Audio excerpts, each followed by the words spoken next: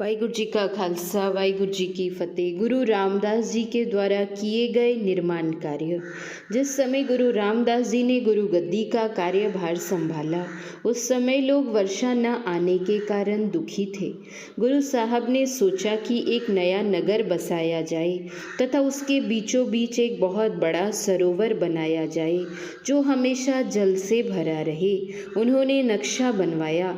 उसके बाद उन्होंने एक बहुत बड़े नगर का निर्माण करना शुरू कर दिया। गुरु साहब के इस पवित्र कार्य में बाबा बुढ़ा जी भी जोर शोर से सहयोग देने लगे। वे गुरु साहब के साथ पूरे कार्य की देखभाल करते तथा मजदूरों व सेवादारों की सुख सुविधाओं का पूरा पूरा ख्याल रखते। धीरे धीरे 7-8 गांवों जितना एक बड़ा नगर बनकर तैयार हो गया। उसमें सड़कें, बाजार, घर, बाग बगीचे तथा धर्मशालाएं बनवाई गईं। इसके बीचों बीच एक बहुत बड़ा सरोवर भी बनवाया गया। इस नगर का नाम गुरु का चक रखा गया। धीरे धीरे इस गांव में दिन प्रतिदिन रौनक व आबादी बढ़ने लगी। गुरु रामदास अस्थायी तौर से अपने परिवार सहित यहाँ आकर रहने लगे। नगरवासियों की इच्छा पर बाद में इस नगर का नाम रामदासपुर रख दिया गया, जो सरोवर नगर के बीचों बीच बनाया गया था।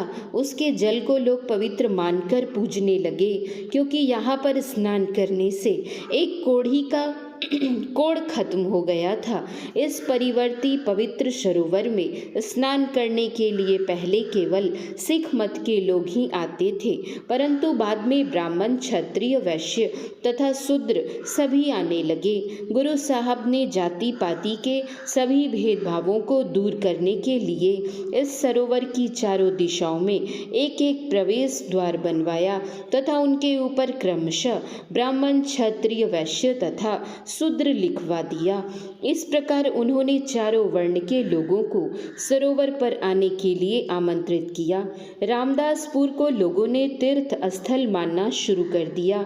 वे उस स्थान को अमृत का सरोवर कहने लगे।